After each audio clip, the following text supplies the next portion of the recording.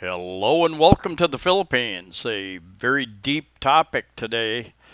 The hardest things about relationships in the Philippines, and many of these would apply to other countries as well. But anyway, let's get into it here. First off, I'll say that it's much easier than I thought it would be to meet people of the opposite sex. And 80% of my viewers are males, so I'm talking primarily about Filipinas. Very easy. In fact, I've been approached many times, and I'm not talking about the mall hookers, that type of thing, but shopping in a mall, a hardware store, and it doesn't matter where I'm at. People are very friendly. Second question I get is, "Where's your wife?" Well, I don't have a wife. Oh, I have somebody for you. I know somebody. They call over a coworker, or they're thinking you can see the gears going in their head. I have a cousin, I have an auntie who is looking for somebody, and very easy. I've also been online a number of times, the dating sites, and found it there again very easy. Um, Met a couple girls that I spent a little time with, a fair amount of time with. And unlike in the U.S., and I'm interested in what your experiences are in your home countries as well. Um, I've used dating services in Minneapolis, in Los Angeles, in Las Vegas, and in Phoenix, where I've lived in all those areas, and didn't have very much luck at all.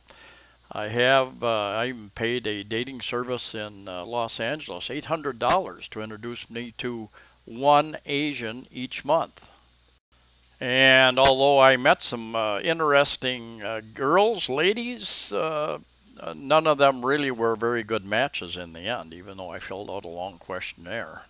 I know some of you are planning to travel a bit to different cities, different provinces. You're looking for a province girl, and you're going to meet. You've already been online at the dating sites. You've been talking to a number of them. You plan to travel and meet a number of them.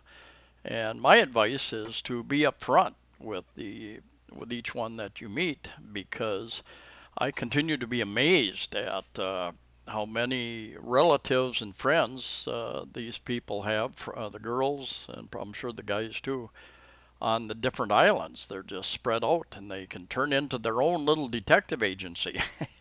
And if they want to find out what you're doing in a particular city, the relatives have friends who have relatives who have friends, and they are some of the most networked people in the world. And they start passing your picture around, saying, "Have you seen this guy? He said he was going to Tagbilaran or over here. And you seen these guy? What's he up to?"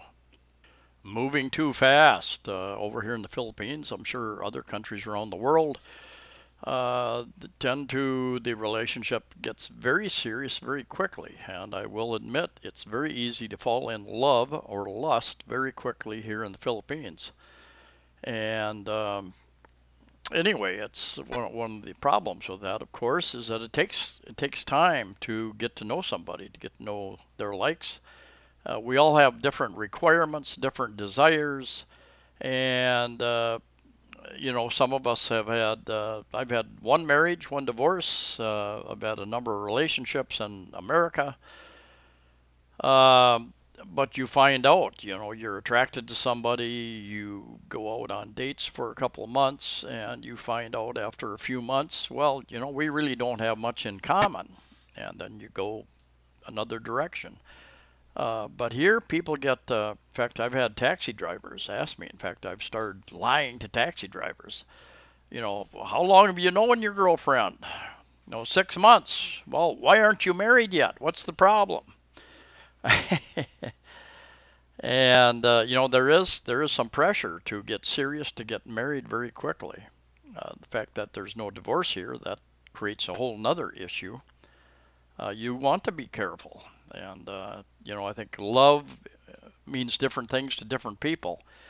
Uh, some places it's more of a functional thing. Even throughout history, love has been marriage.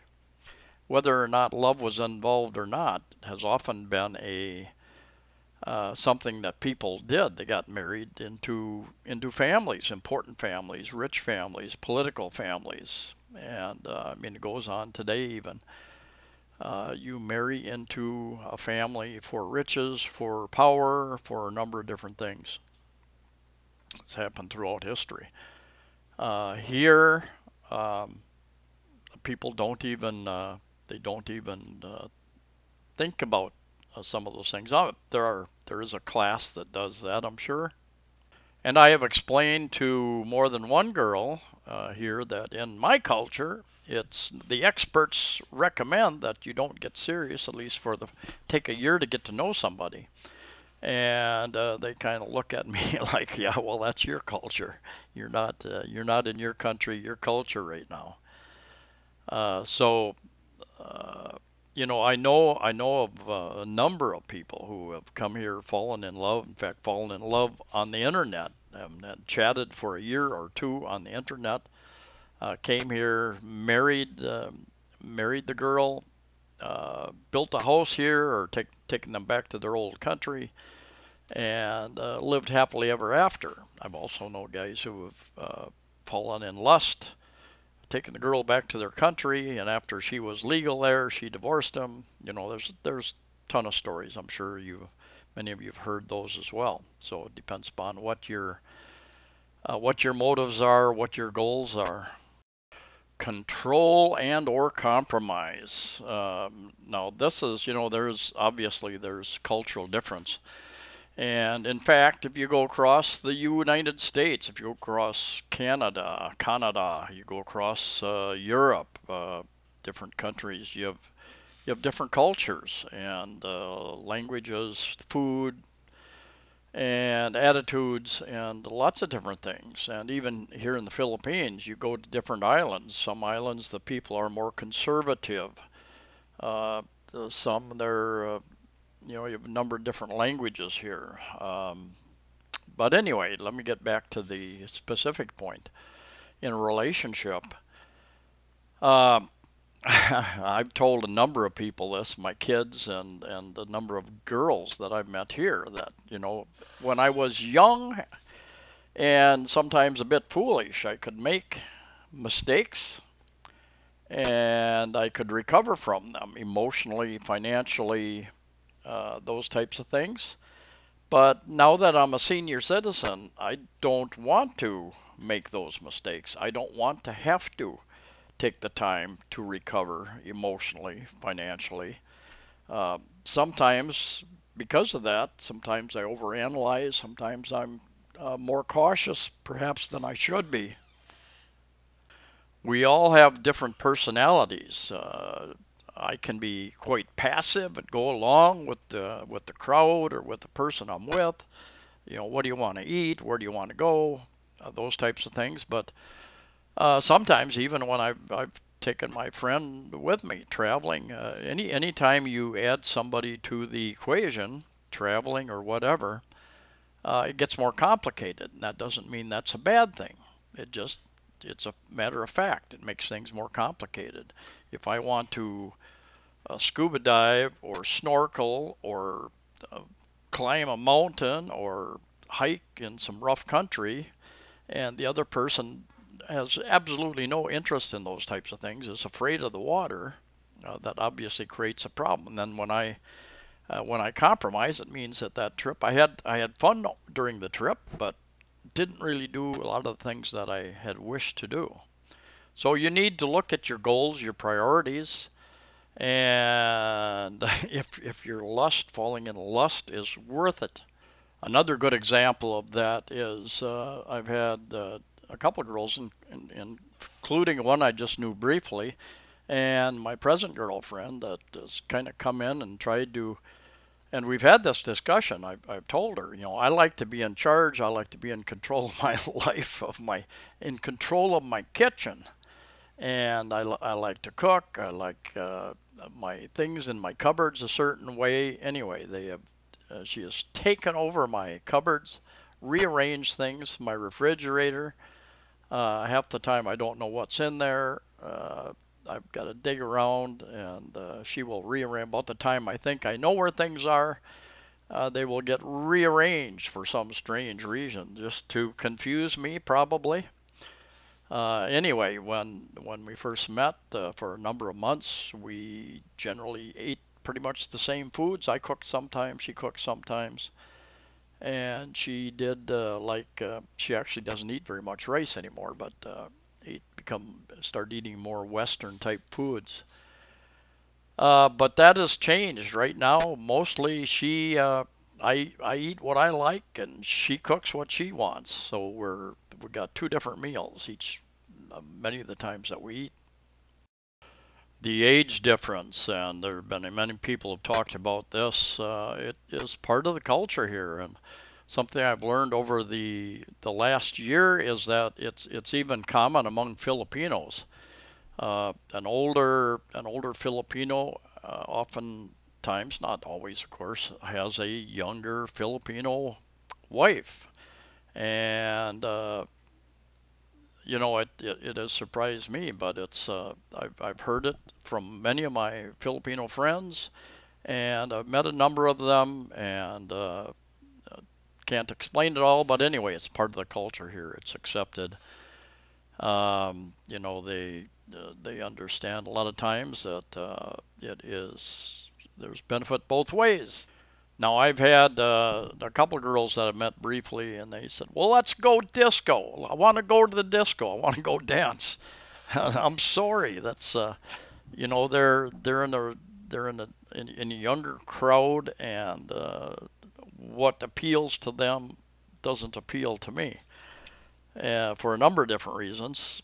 But there again, that may be some of the cultural differences, but the age difference. Um, they may be happy with the foreigner for a while, but there's a point where they're going to want to go out, perhaps go out and party with their friends or whatever. Just part of the deal. Money. I've got a couple more things after money, and that are very important. But anyway, money. I've had one Filipino tell me, yes, I understand. I understand how hard it is to make money, and it's very important to try to budget and conserve money. And yet, when it comes down to it, going shopping, they didn't really understand that, I had a credit card. They understood that I didn't seem to have a limit on my credit card. They seemed to think that anyway. And start throwing. I had one that I met originally, and would take shopping a couple times, and I would buy 3 of this and 5 of this and 6 of this, and she said, "Why so many? Why are you buying so many?" It's because I don't want to go shopping again in 2 days. I want things in my cupboard. And somebody else made a statement. This is a one egg economy. If you need one egg, you buy one egg. You don't buy a dozen eggs. And it's kind of how it is. They generally don't have a lot of extra money to stock up. But anyway, when I've taken others shopping, and they start throwing this and that and this and that, once they get the feel of it, once they get into the routine of shopping, it's easy, and they haven't been to the S&R or the Landers, and I've had this open discussion with my girlfriend a couple of times that yeah, she's not asking me for money, but she's throwing throwing all these things, and things that she's never seen before, brands, and uh, sometimes she doesn't even know what it is, but it looks good, and it goes in the cart. And so it depends upon your budget. You have to be observant and willing to, just like a younger child. Sometimes you have to say, no, you can't have that. Or, do you know what this is? Explain to them. This is why you don't want this. It's not good for you. It's bad for your health. Space and privacy, and this everyone that I've known has worked long hours, so getting my space and my privacy wasn't really an issue too much, except for the last 4 months where pretty much everybody's out of work. that's been an issue, and I've sent my girlfriend off to shop or off to walk and take video a number of different times, and I've had that discussion. I'm used to being by myself much of the time. I'm happy by myself. I work best when it's quiet and I'm by myself, and I get distracted with somebody around me all day long. Uh, so anyway, and a lot of this comes from my friends and other acquaintances I've met that have told me, yeah, I met this really nice girl, and we spent some time. We went here and we did this, but she won't leave. She won't leave, and they become clingy. Some become clingy, and it's like after a while, you just they have perhaps they have more energy, but they're comfortable in your place, so that's an issue you have to deal with and have that discussion if you have to have it. I've taken a couple trips with my girlfriend, but I took one week off. I said I'm going by myself. And it took me a couple of months to convince her that I was going to do that. Me being the nice guy that I am, instead of just going and saying, I'm leaving. I took a couple of months to explain to her over and over and over again that in my country it's very normal for guys to go fishing together, camping together, to another city, to go to a ball game or something, and that I'm going to take a trip without you. And she wasn't happy about it, but she tolerated it, and I did. I got a lot of stuff done. I was working the whole trip, taking video and going places just to take video. So it was a working trip. If I had her along, it would have been half and half, or 20% working and the rest for enjoyment type thing. So if that's important to you, make it important to you. And probably the most difficult, the hardest thing, for me anyway, about a relationship in the Philippines is communication. Even though English is the second official language, different Filipinos, some speak very good English and very, very good English. And English varies around the world. There's British English, Australian English, European English. The different countries, that's many of them speak English, different type of English, and Scottish English, which is very difficult to understand for many of us.